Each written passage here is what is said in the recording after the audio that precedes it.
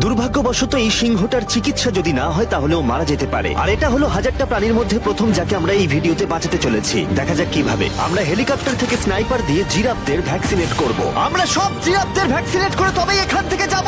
আমরা সিংহদের উদ্ধার করব একটা জু থেকে যেটা প্রায় ধ্বংস হয়ে গেছে। তোমরা মুক্ত।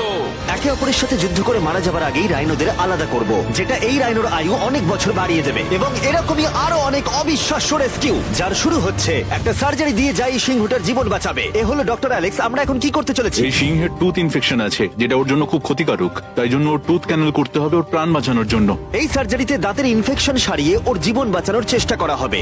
ওর ঠোঁটটা একটু ধরবে তুমি এইভাবে। ও মাই গড, দেখো ওর দাঁতের তো খুবই খারাপ অবস্থা। আর যদি এই ইনফেকশনের চিকিৎসা না করা হয় তাহলে আস্তে আস্তে এই ইনফেকশন ওর হার্টের ক্ষতি করে একদম দেবে। ঠিক। আচ্ছা, ও যদি জেগে যায় তাহলে কি হবে?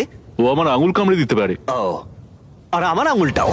হ্যাঁ হয়ে গেছে, ও একদম ঠিক আছে। চলো ওকে মুক্ত করো। এখন সিংহটা সুস্থ আর স্বাভাবিক। এখনো এরকম 999টা প্রাণীর জীবন বাঁচানো বাকি। আমাদের পরের মিশন হলো কিছু রাইনোর জীবন